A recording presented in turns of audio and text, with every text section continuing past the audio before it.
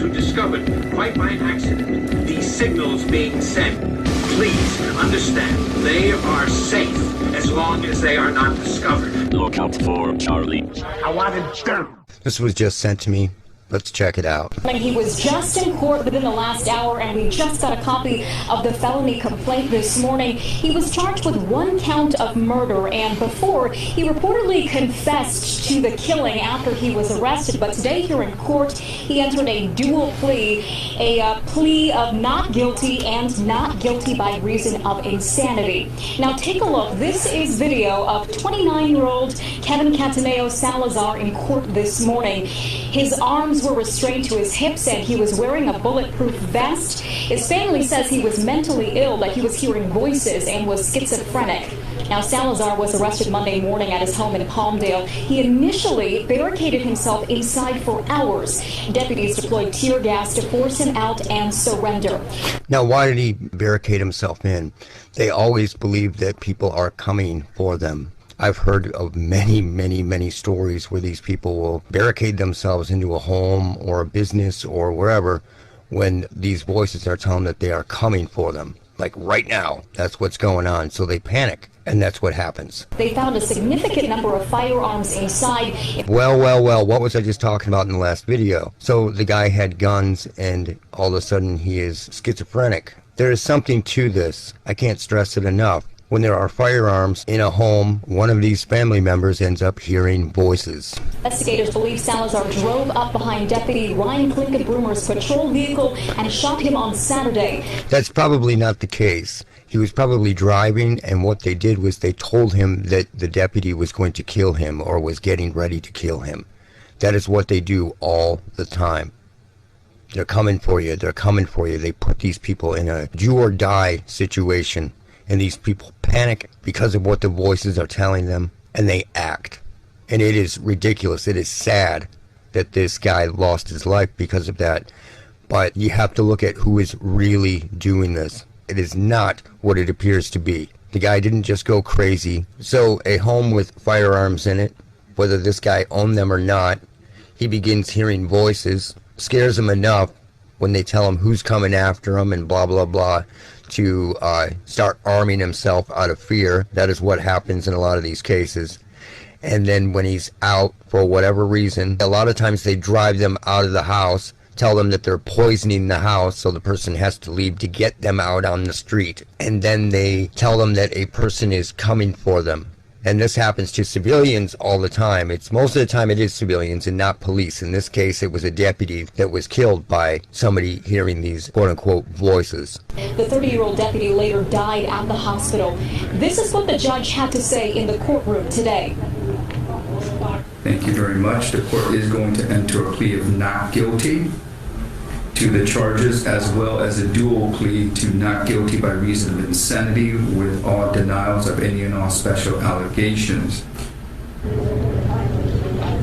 Now back at her live, Salazar is being jailed without bail. His preliminary hearing is scheduled for November. In the meantime, there is a press conference scheduled for downtown LA at 3 p.m. with the district attorney. Now, a lot of things happen with these cases when it becomes a civilian hearing voices on cop crime. You know, security will tighten up. There will be cries for gun control. In a lot of these cases, it will get the police into this mental health game where they view anybody who is hearing this as somebody who's going to take them out. You know, it heightens fear for everybody. This is a very scary situation.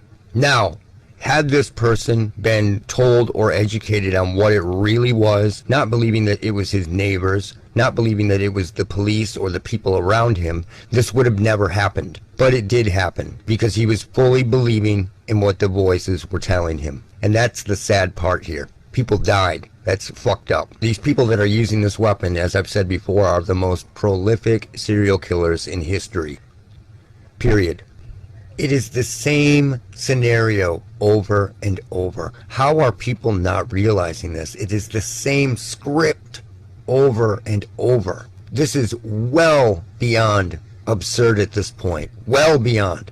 These people are attacked with these voices. They are told slowly over time to get them to believe in the warped perspective of it that it is people close to them doing it. They feel weird, dizzy, vibrations, different symptoms, sick, and then they tell them that they are poisoning the house. And that is when they've got them at the highest point of fear and bewilderment in this situation.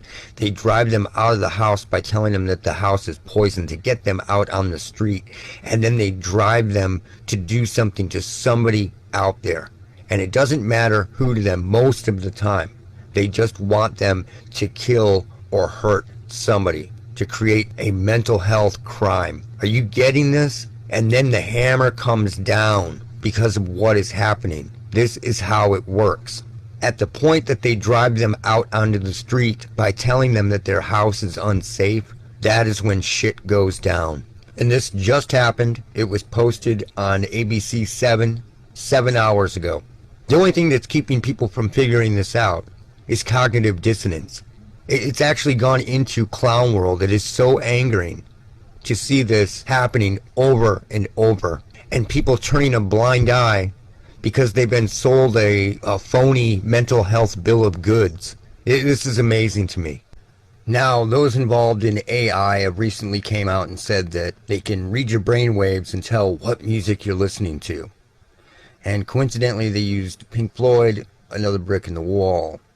Here is the original clip. All I was just a brick in the wall. So, are they really pulling up brainwaves that sound like this? Let's give it a listen.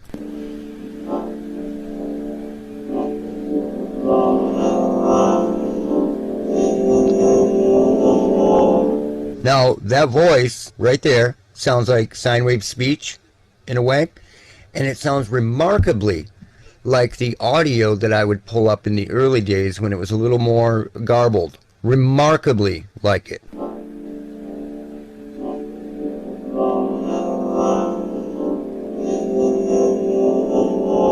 Missing a lot of performance in it. But what's up with that? What's really going on here? Are all those recordings from the past when you would hear these voices everywhere, which you can still hear, but all my recordings from the past, were those subvocal speech flying around? You know, what is really going on here? There's something strange that's going on. I don't believe that they're using brainwaves like they say that they're using. I believe that they're using subvocal speech to pull this stuff out. And then they're using processing to turn that one signal into many signals and then form a chord. And I really believe that. I do not trust them. I do not trust what they say is going on. And I can prove it. But there is a remarkable similarity between what they show there and the AI that I've pulled out of the air in the past.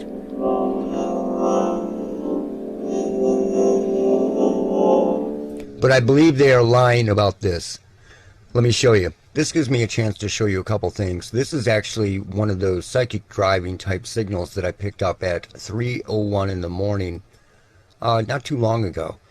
And what it says is then slash over and over with a different word in between. Let me play this for you real quick. Then slash. Salpiesen. It's weird. Then slash. Then slash. Salpiesen. Then slash. Salpiesen. Then slash. Salpiesen. Then slash. Salpiesen. Then slash. Salpiesen. Then slash. Salpiesen. So this keeps going and going. But the point is, let me show you what happens when you take a certain effect to all this. What we're going to use is an effect called a morphoder. And what this does exactly what you heard with the Pink Floyd stuff. It turns it into a bunch of different notes. Let's do it.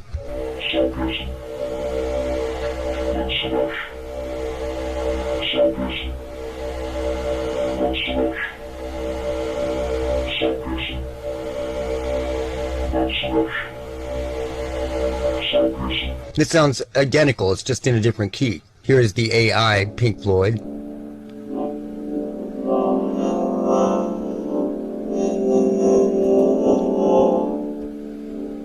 It's just a version of a morph odor. That's what it is.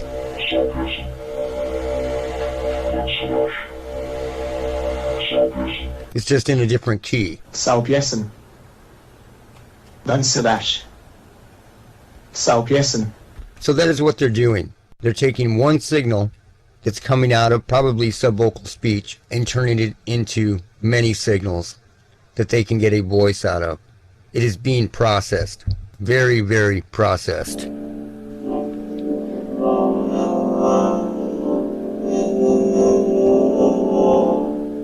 Let's do another version of the SWAT rat. So, you know, this is a real psychic driving style clip that I picked up late at night in my neighborhood. But let's add this morph odor to it, and it will sound almost identical to what they claim they were pulling out of the brain.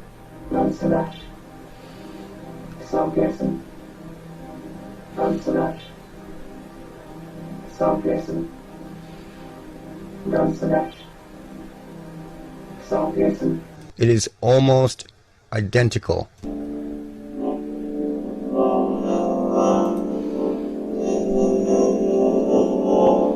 So this isn't coming straight out of the brain. I don't trust these people. I don't trust what they do. I don't trust what they say. They're saying that they can tell the music that people are listening to by their brain waves. I don't believe that. I believe they are using something else entirely. And that's it for now. Look out for Charlie.